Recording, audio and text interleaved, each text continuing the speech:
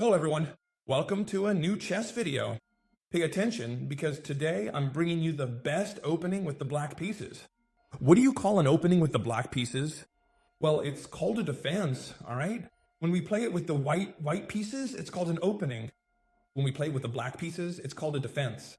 And notice that the defense I'm going to show you today is the one I use myself. I use it in my tournaments, I use it in my games. That's why I recommend it to you 100%.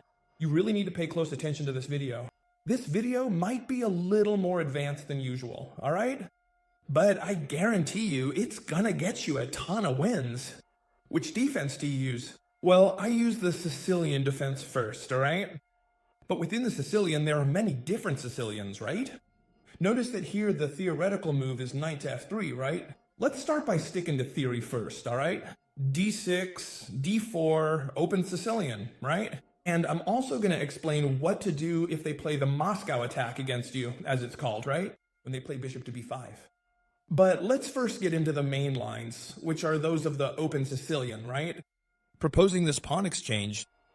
You already know that the idea, and if you don't, I'll tell you now, of the Sicilian is to end up with this d4 pawn, right? To trade a side pawn for a central pawn. That's why, usually, right?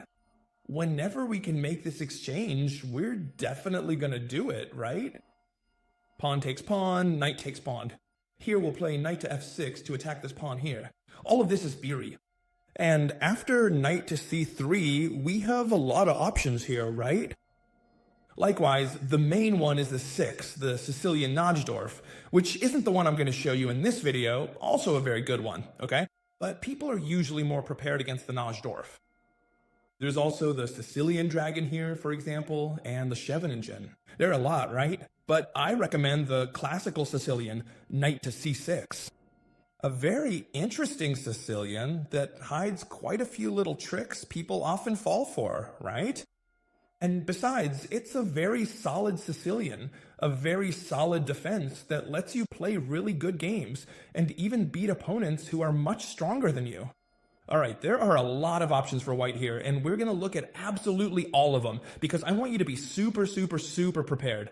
I don't want you telling me, hey, ChessTeacher, sure, this is great, but what if they play something else? Then what? No, we're going to look at all of them. So let's start with a move that really doesn't affect us at all.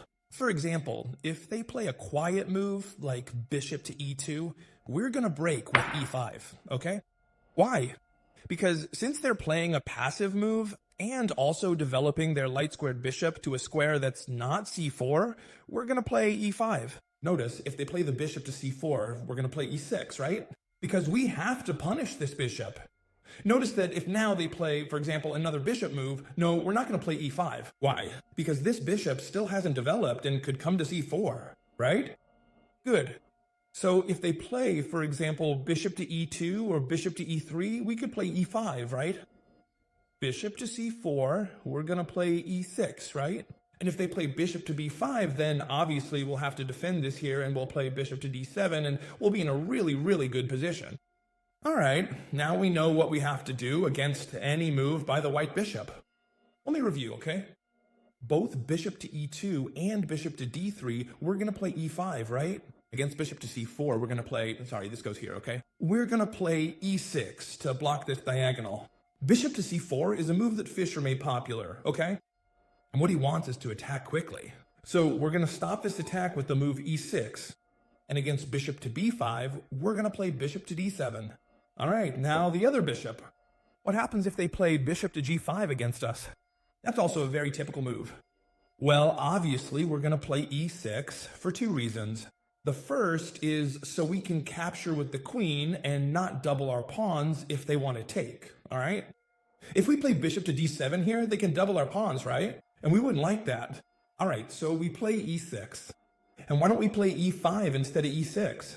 Well, if you've been paying attention, it's because now they could play bishop to c4 without losing a tempo, and they'd be directly attacking the f7 square, and we don't want that, okay?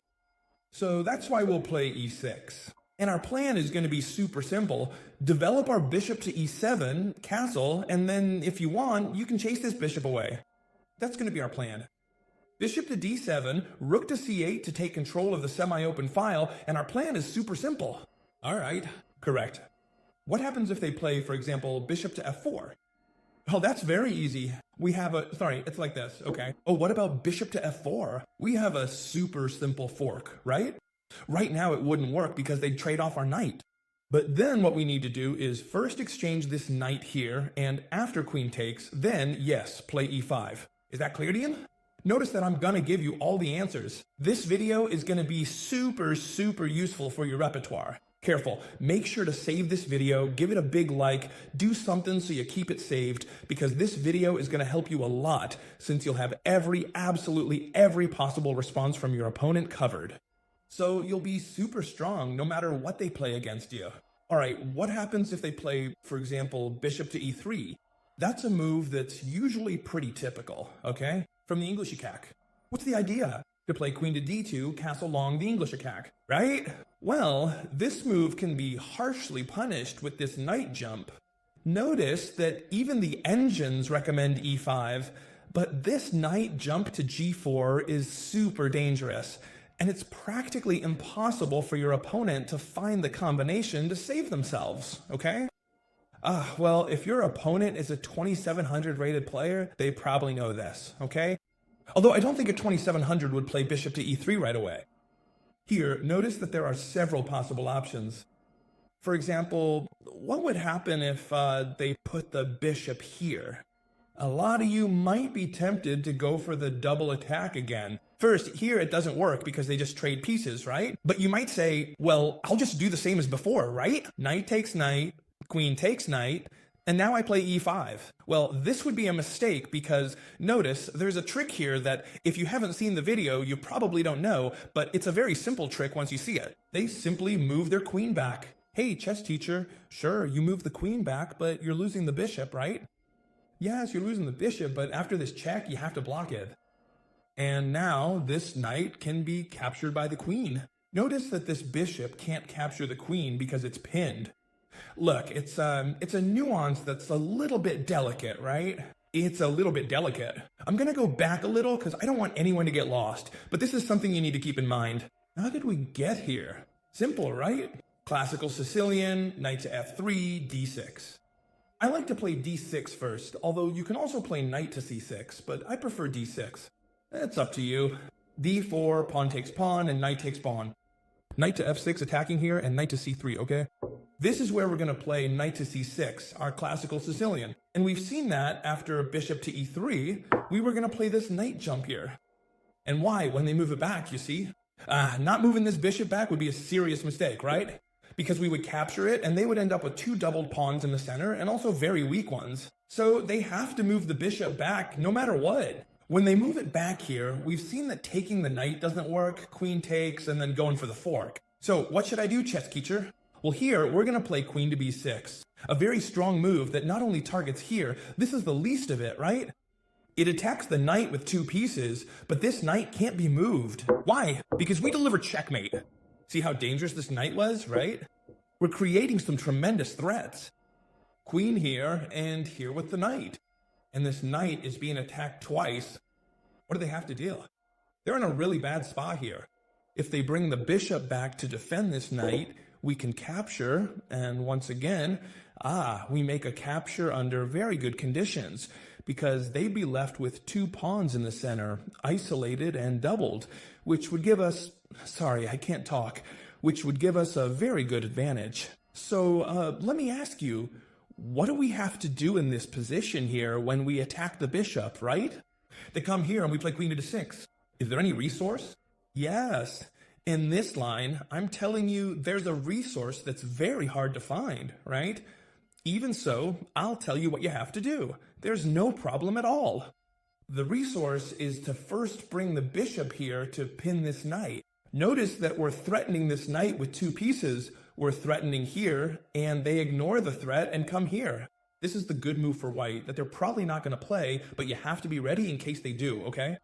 What are we going to do?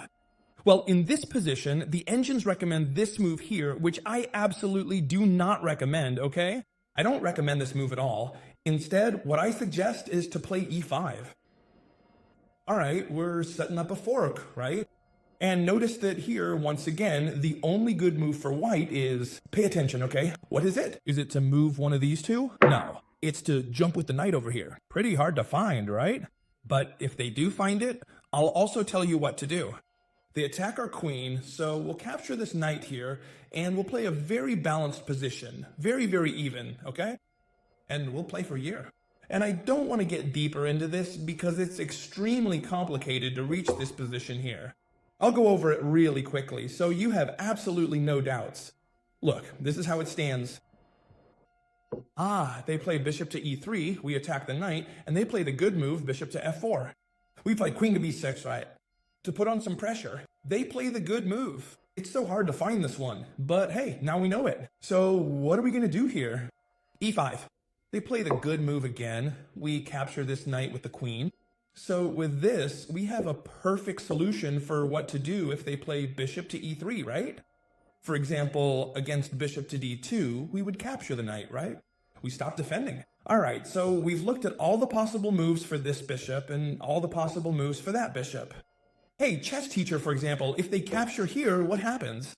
Well, we're gonna thank them because this pawn will support the center, and they've traded white's most active piece for one that wasn't even that active for us. So this exchange favors black. What else? All right, a main move from the English attack. If we want to play bishop to e3, but this one bothers us, we're going to play f3. I'm sure many of you who have played a lot of Sicilians will agree with me that f3 is a very common move in these types of positions, so you can develop the bishop to e3 in a very comfortable way. Let's put it that way. All right, so here what we're going to do is break through with e5, and we're going to do it with a lot of energy. And notice, because this is the line I like the most. We can go in two directions, okay? It depends on what the opponent does, but I love both options. And notice that f3 is the move I see most often. Why? Because they're afraid to develop the bishop first, since there's this knight jump. Notice that I'm covering all the possible moves, right? Give this video a big like, because it deserves it, okay? I'm revealing to you how I play my own classical Sicilian, you know? Hey, watch out. All right, f3, right? The so-called bank recipe, which seems more dangerous because it blocks everything for us. Still, they're waiting to play this bishop, but in this case, we're actually going to play e5 right away, and I'll tell you why. Now, this knight can't go back here, right? It simply has two squares. It's true that it could go back very passively, but that would really slow down white's development. Why? Because it would hold back the development of the bishop on the f1 square. All right, so the two most traditional moves, as you probably already know, are knight to e5 and knight to b3. And I have some really dangerous plans ready for both of them. First, let's start with knight to e5. What are we playing here? A6. This knight only has one square. Notice that in other types of Sicilians, when we play e5 directly without this pawn here, we have to be very careful playing a6 because they can jump here defended by the queen. Check, and we'd have to give up this bishop if we don't want to lose castling rights, right?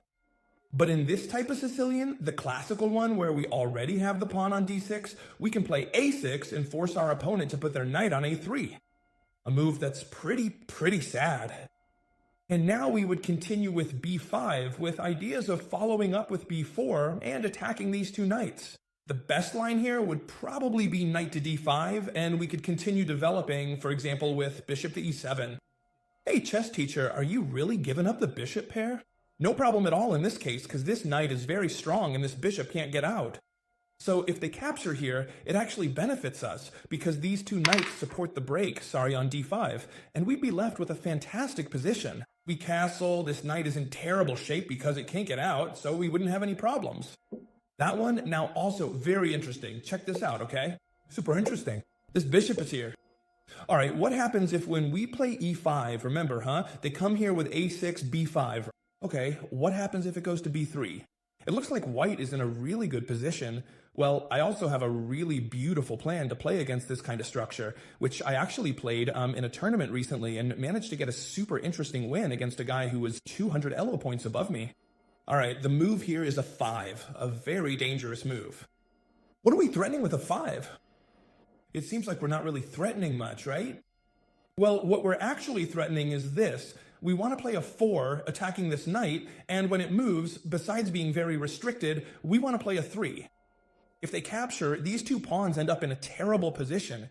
This knight here becomes a bit weak, this rook will be very active, we can bring in the queen, and it would be great for us to give up this pawn. We're not worried about it at all, okay? But what happens then?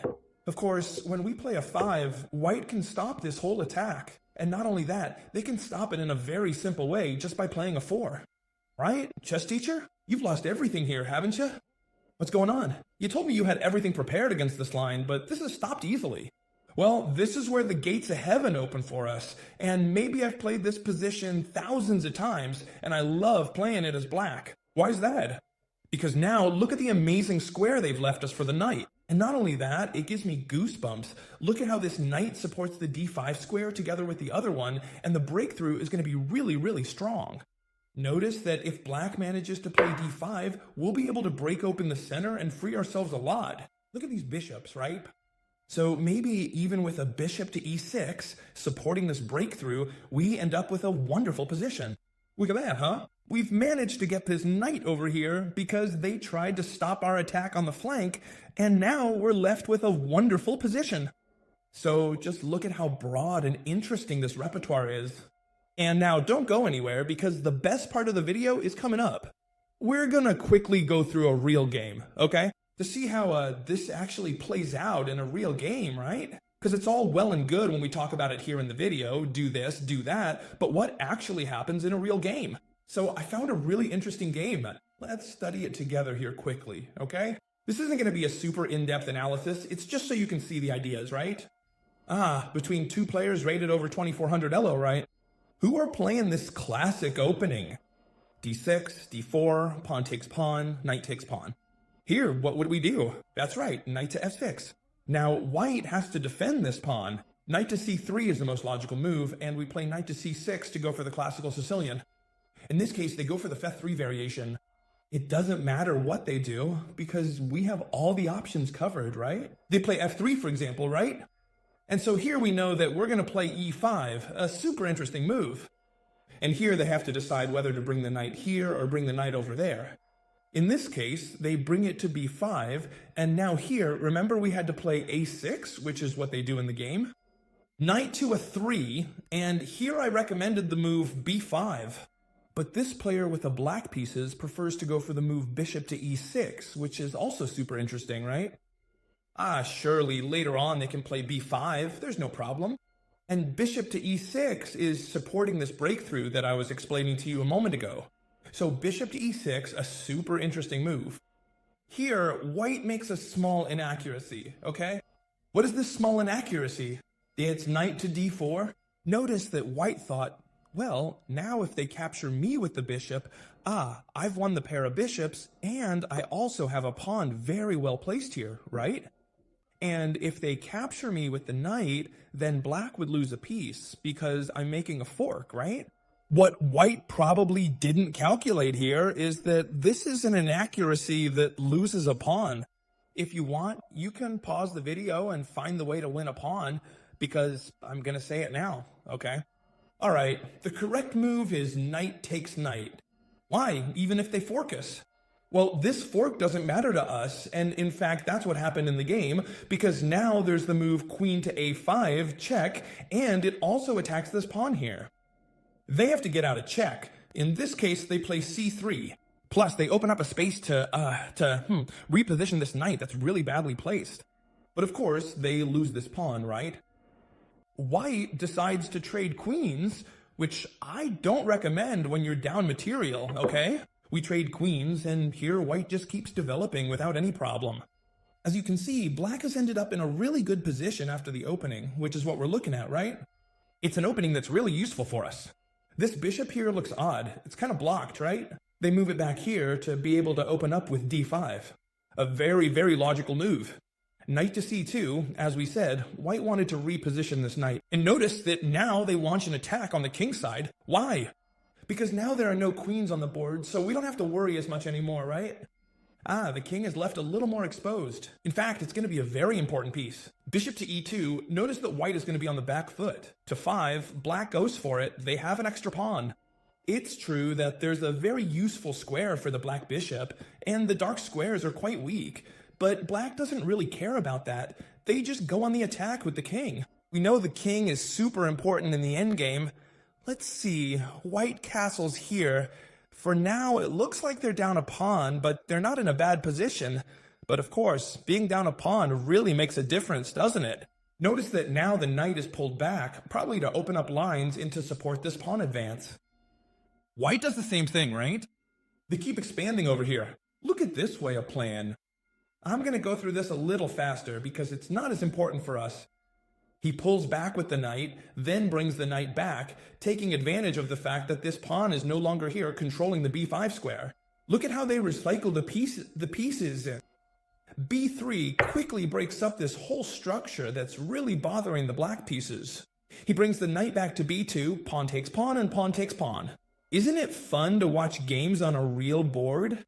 In my opinion, it's much better and much more relaxing than playing online, no doubt about it.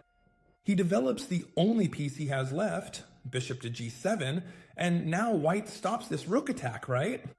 With the knight on a 4. Notice that, as I was saying, when you're down material, like in this case, the white pieces don't want to trade pieces. That's why they block this file.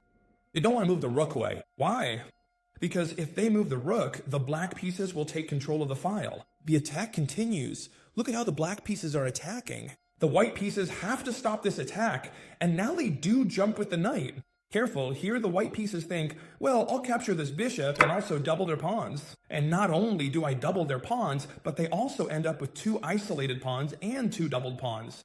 But in this case, it's not too concerning since the black squared bishop will never be able to attack it, and we have the bishop pair and an extra pawn. This pawn structure is very, very, very balanced, isn't it? I come here with the bishop to take advantage of the weak squares. They're attacking our rook. Now, what do we have to do? Clearly, we have an extra pawn, so we trade this rook. And if they're attacking it, it's definitely the best option, no doubt about it. This improves the rook, which wasn't doing anything over there, and puts it on an open file. Look at that, huh? What do you mean open file if there are 2 bishops? An open file is a file without pawns on it, no matter what other pieces are there. Notice that the pieces can move out of the way whenever they want. That's why it's called an open file. White keeps up the pressure with this rook to a7, and now they defend with this rook over here. He brings the rook back because it wasn't doing anything over there anymore. Now this bishop is starting to put a bit of pressure, but look, he even moves it away, right? He puts it here, improves the king, and improves the white pieces. Look at how suffocating this is now, with this bishop covering here and here. These squares are left super weak because all the pawns are on white squares. Also, a bishop defended by a pawn is the strongest thing in chess, I assure you. Notice that he brings the rook back again. The player with the white pieces is afraid here. King to f6 by black. He repositions his rook to come and attack these doubled pawns, right? Doubled and also isolated. He brings the rook here. Notice he's advancing however he can, moves the bishop aside to clear the way, but it doesn't matter because now I attack your knight, and when you move the knight, what happens? Because of course you move the knight, now I have to defend this pawn, otherwise they're going to take it. So he goes back with the bishop. Notice that this is being cooked up slowly. What's good about this Sicilian? This Sicilian has a really great thing. If they can't beat us in the opening, okay? This is important, okay? They're not going to beat you because I've explained it to you really well. If they can't beat you in the opening, they have a better endgame, right? You'll have a better endgame with the black pieces. And if you also combine it with the endgame course, look at that, okay? Here you have an opening that's well explained, and we can go even deeper into it if you want. And you have the endgame course where you become a pro at endgames, so it's really hard not to reach at least 2000 ELO, right? At least 2000 ELO, because you already have the perfect combination, but from there you can obviously go much higher.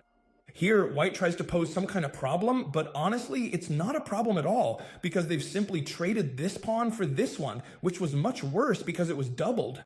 So here, white has made a somewhat strange maneuver, right? They bring the rook back here. Watch, I'm going to show you how black finishes this off, because it's really interesting too, isn't it?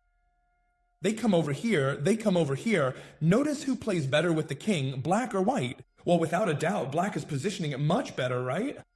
They come over here to attack this pawn that's a bit backward, simply block this weakness, and notice how they place this pawn super close to queening. Yeah, it's blocked. That's right. But if at any point this pawn disappears, right, this pawn will be very close to queening. We see this a lot in the French exchange, for example, where there are advances on the queen side, right?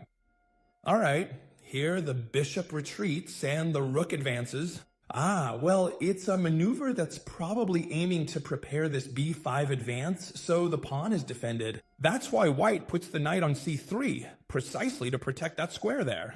But anyway, black doesn't really care about this because they're coming to put direct pressure on this pawn. They have to place the rook passively. Notice the difference between an active rook and a passive rook. Super interesting. They trade this knight here. Why do they trade this knight here? Because now it's actually in our interest to trade pieces, right? We want to trade pieces when we have a material advantage. Notice that they're left with bishops of the same color. Super interesting. Why is it super interesting? Because opposite colored bishops usually mean a draw. If you're in the endgame course, you already know this, but if not, well, opposite colored bishops usually mean a draw, even if your opponent is up a pawn, right? Same colored bishops almost never lead to a draw. And that is exactly why here the black pieces can really benefit from knowing this strategy, right? About the power of bishops, and they trade their bishop for one of a different color. He places the king here to try to attack the rook before it's too late, but, well, the rook just moves away without any problem, right? White tries to advance here, coming to attack this point, which, as you can see, was so weak. You remember, right? Weak. They're forced to defend with bishop to f1. The white pieces are really suffering. Rook on the open file, watch out, it's coming in. They have to try to get active. Maybe they want to push this pawn here, but they just don't have time. Why? Because the rook comes in without any hesitation. They're coming in super strong, cutting off the king. Even this king moves back because he doesn't want any trouble, gets checked, and now he's going to take another pawn, right? So this endgame is even more won, an endgame with 2 extra pawns. Notice that the game continued for a few more moves, but without a doubt, this endgame has been gradually harvested by the black pieces. Notice that there were probably already time troubles here because we saw how that pawn was left hanging, right?